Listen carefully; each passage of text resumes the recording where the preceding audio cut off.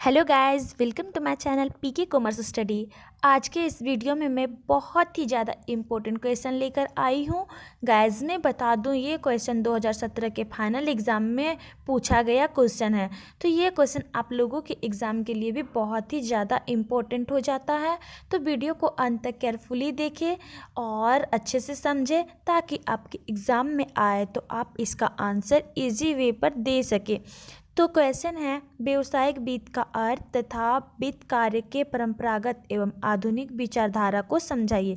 तो सबसे पहले मैं व्यावसायिक वित्त को सरल भाषा में समझा दूं कि व्यावसायिक वित्त वह वित्त होता है जब किसी भी व्यवसाय को चलाने के लिए हमें धन यानी वित्त की आवश्यकता होती है। यदि धन का उपयोग व्यवसाय को आगे बढ़ाने तथा व्यावसायिक तरीकों में किया जाता है तो इसे व्यावसायिक वित्त कहा जाता है।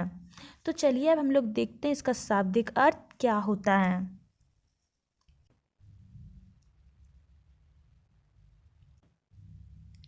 व्यावसायिक वित्त का अर्थ। सामान्य बोलचाल में व्यावसायिक वित्त का अर्थ सामान्य व्यवसाय संबंधी समस्त क्रियाओं की वित्त व्यवस्था से होता है।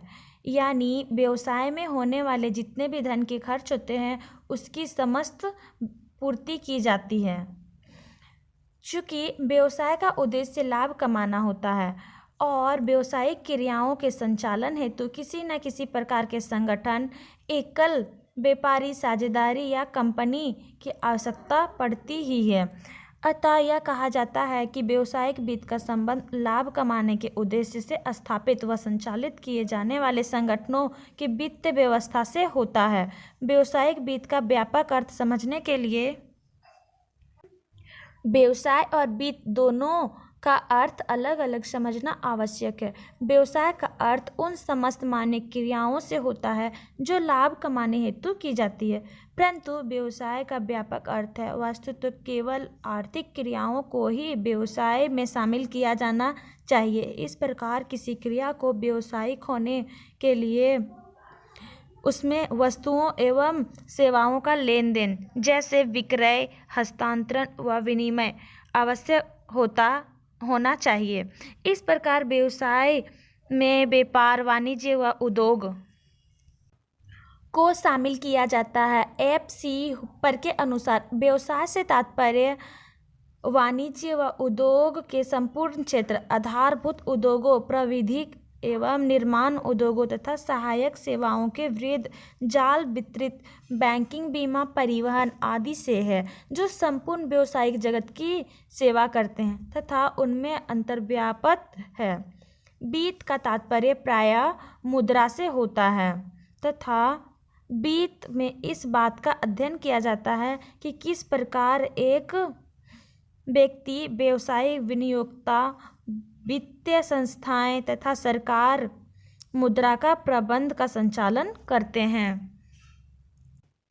वित्त के संबंध में विद्वानों की राय एक नहीं रही।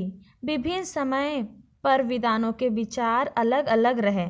उन विचारों को 3 श्रेणी में रख सकते हैं, यानी विद्वानों का अलग अलग विचार रहा है वित्त व्यवसाय को लेकर। तो चलिए देखते हैं क्या क्या विद्वानों का मानना है।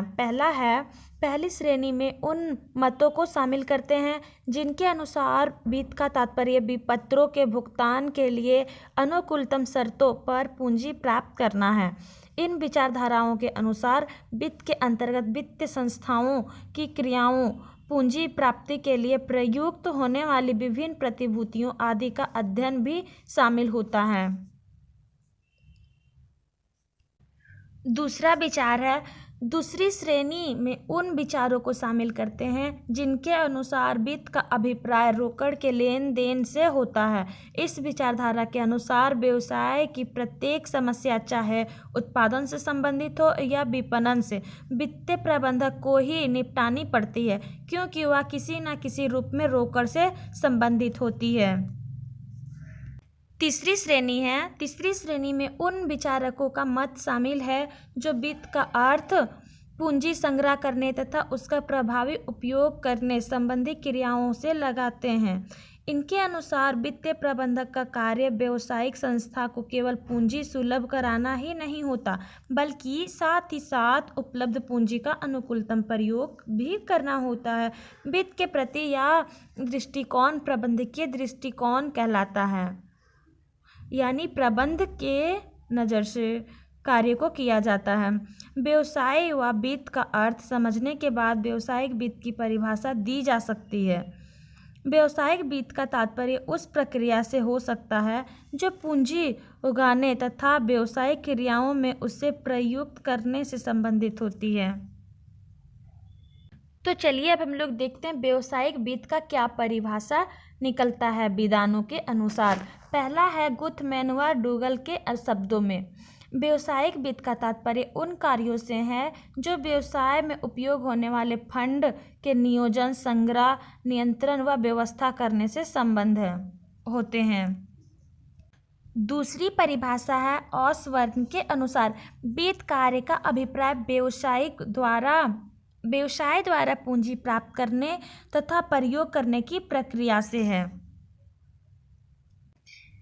तीसरी परिभाषा है हार्वर्ड व अपटन का मत है कि यह किसी संगठन में नकद व साख के प्रबंध से संबंधित प्रशासकीय क्षेत्र या क्रिया का समूह है, जिससे कि संगठन के पास अपने उद्देश्य की पूर्ति करने के लिए यथासंभव संतोषजनक ढंग से साधन उपलब्ध हो। इस प्रकार व्यवसायिक वित्त मूलतः व्यवसायिक संस्था द्वारा फंड को प्राप्त करने, फंड का उपयोग करने तथा अर्जित लाभों के वितरण से संबंधित है। आधुनिक दृष्टिकोण से इन्हें क्रमशः अर्थ प्रबंधन निर्णय, विनियोग निर्णय व लाभांश निर्णय के रूप में रखा जा सकता है, और उस दशा में व्यवसायिक वित्तीय प्रबंध कहलाता है। तो हम लोग व्यवसायिक वित्त के मीनिंग को और उसके परिभाषाएं को देखें। अब हम लोग देखते हैं वित्त के कार्य क्या हैं। वित्त के कार्यों से संबंध में पुराने तथा नए विद्वानों के विचारों में बहुत ही अंतर है। विचारधारा के इस अंतर को दो भागों में स्पष्ट किया जा सकता है।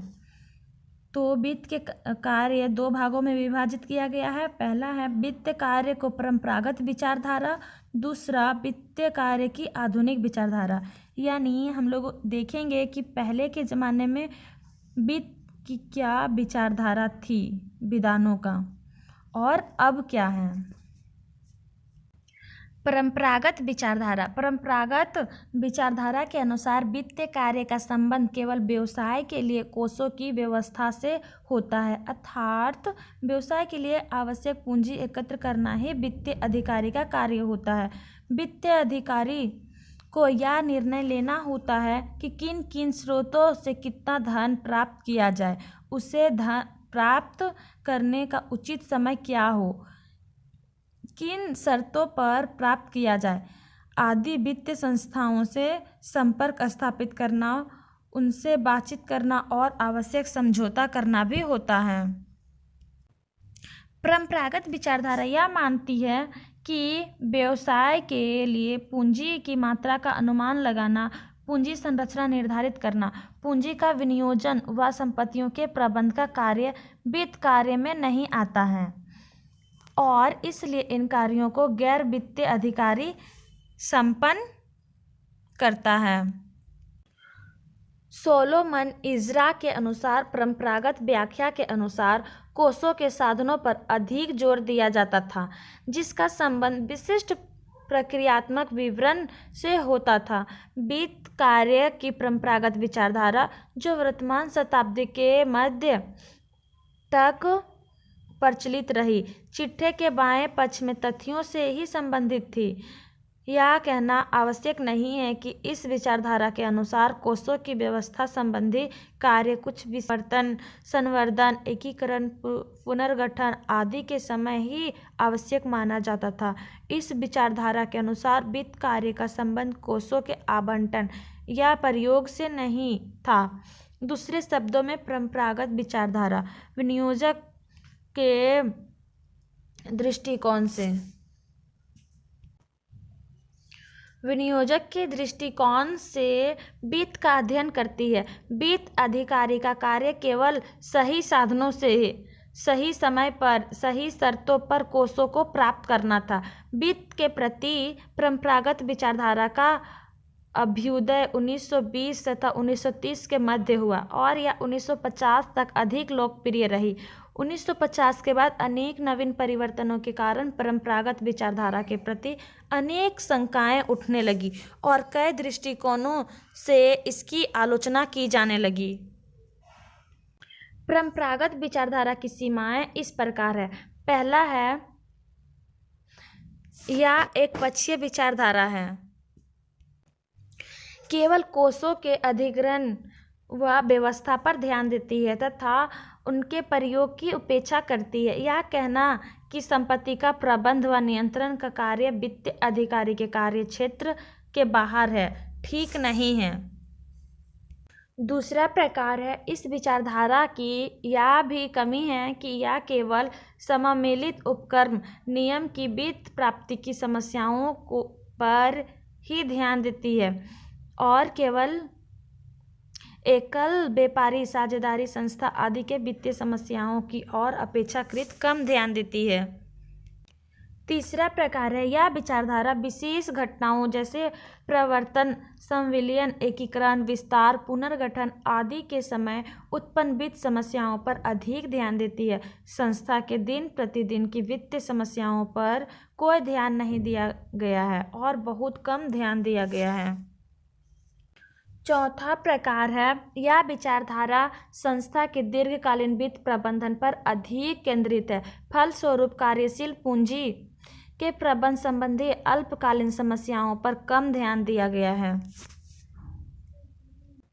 चलिए अब हम लोग देखते हैं आधुनिक विचारधारा क्या है। वित्त कार्य की परंपरागत विचारधारा की कमियों को ध्यान में रखते हुए आधुनिक विद्वानों ने वित्त कार्य के संबंध में नवीन विचार प्रस्तुत किए हैं। हार्वर्ड तथा अपटन, वेस्टन व ब्रायम वॉकर, सोलोमन इज़रा तथा वॉन हॉर्न आदि ने वित्त कार्य की व्याख्या वित्त संबंधी निर्णय लेने के रूप में की है। इन विद्वानों के अनुसार वित्त कार्य का आशय केवल वित्त एकत्र करना ही नहीं है, बल्कि उसका प्रभावशाली उपयोग करना भी है। इस प्रकार आधुनिक विचारधारा वित्तीय समस्याओं पर विश्लेषणात्मक रूप से विचार करती है। वित्त कार्य का मूल बिंदु वित्तीय संसाधनों का विवेकपूर्ण प्रयोग करना है। वित्तीय संसाधनों की प्रभावशाली प्रयोग हेतु 3 प्रकार के महत्वपूर्ण निर्णय लेने पड़ते हैं: विनियोग निर्णय, अर्थ प्रबंधन निर्णय व लाभांश निर्णय। इस प्रकार आधुनिक विचारकों के अनुसार पूंजी का नियोजन, पूंजी का संग्रह, पूंजी का विनियोजन, आय का प्रबंध व नियंत्रण आदि के साथ साथ वित्तीय नियंत्रण, वित्तीय विश्लेषण तथा मूल्यांकन को भी वित्त कार्य के अंतर्गत समाहित कर लिया गया है। इन कार्यों के साथ साथ एक वित्तीय अधिकारी को उन सभी वित्तीय समस्याओं को भी निपटाना पड़ता है जो संस्था के समापन, पुनर्गठन, संविलियन आदि परिस्थितियों में उत्पन्न होती है। सोलोमन इज़रा के शब्दों में नवीन व्यापक व्याख्या के अंतर्गत अनुकूलतम संकलन, उपयोग एवं आवंटन की दिशा में विवेकपूर्ण नीति निर्धारण पर ध्यान अधिक बल दिया जाता है। वित्त कार्य 3 महत्वपूर्ण निर्णयों के रूप में। वित्त कार्य की आधुनिक विचारधारा के अंतर्गत 3 महत्वपूर्ण निर्णयों का जिक्र किया गया है। वस्तुतः इन 3 निर्णयों का सामूहिक नामी ही वित्त कार्य कहलाती है। आधुनिक विचारधारा के अनुसार वित्त कार्य को अग्र रूप में वर्णित किया जा सकता है। ए में है विनियोग निर्णय। विनियोग निर्णय को दीर्घकालीन संपत्तियों में विनियोग तथा अल्पकालीन संपत्तियों में विनियोग शामिल होते हैं। दीर्घकालीन संपत्तियों, पूंजीगत संपत्तियों में विनियोग संबंधी निर्णय पूंजी बजटिंग व अनिश्चितताओं विश्लेषण के द्वारा विभिन्न वैकल्पिक योजनाओं के सतर्कतापूर्ण मूल्यांकन के बाद ही लिया जाता है। इस प्रकार की पूंजी बजटिंग के 3 तत्व ध्यान में रखने पड़ते हैं। पहला, विभिन्न वैकल्पिक प्रस्तावों में उसी पूंजी का विनियोग का चुना जाता है जो सर्वोत्तम लाभ प्रदान करता है। इस प्रकार पूंजी विनियोग का मूल्यांकन अभिन्न अंग बन जाता है। दूसरा तत्व जोखिम व अनिश्चय का विश्लेषण है।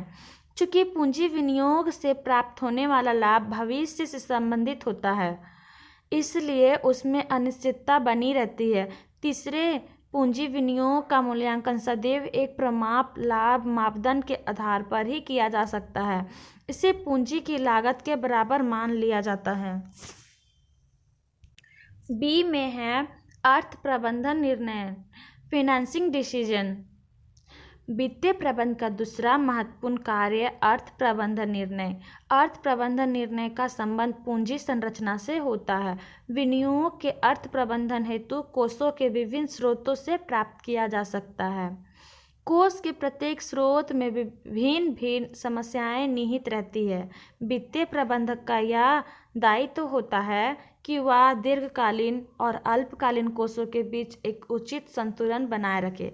दीर्घकालीन विनियोगों के अर्थ प्रबंधन हेतु उसे पर्याप्त मात्रा में दीर्घकालीन कोषों का संग्रह करना पड़ेगा। दीर्घकालीन कोषों के अंतर्गत उसे ऋण पूंजी, स्थिर लागत वाले स्रोत और सम अंश पूंजी, परिवर्तनशील लागत वाले स्रोत के मध्य एक समुचित अनुपात निर्धारित करना पड़ेगा। ऋण पूंजी के प्रयोग से सम अंशधारियों के प्रत्यय पर पड़ने वाले प्रभावों को भी जांच करनी होगी। सी है लाभांश निर्णयन, डिविडेंड डिसीजन। वित्तीय प्रबंधन का तीसरा कार्य लाभांश घोषित व भुगतान करने संबंधी निर्णय से संबंधित है। वित्तीय प्रबंधक उच्च प्रबंधक को राय देता है कि लाभ का कितना भाग अंशधारियों को लाभांश के रूप में दिया जाए और कितना भाग प्रतिधारित किया जाए। एक अनुकूलतम लाभांश भुगतान अनुपात वही होता है जो अंशधारियों के धन को अधिकतम कर दे। प्रतिधारित की जाने वाली या अंशधारियों को लाभांश के रूप में दी जाने वाली राशि का निर्धारण इस बात से होता है कि संस्था उस राशि का अधिकतम प्रयोग कर पाती है या नहीं। लाभांश निर्णय का प्रभाव अर्थ प्रबंधन निर्णय पर अवश्य पड़ता है। तो आज के लिए इतना ही। उम्मीद है ये वीडियो आपके एग्ज़ाम के लिए बहुत ही ज़्यादा हेल्पफुल है और ऐसे ही महत्वपूर्ण प्रश्नों के उत्तर पाने के लिए हमारे चैनल को लाइक करें, सब्सक्राइब करें और शेयर ज़रूर करें और कमेंट सेक्शन में कमेंट्स करके ज़रूर बताएं कि आपको किस तरह के क्वेश्चन के आंसर चाहिए। धन्यवाद।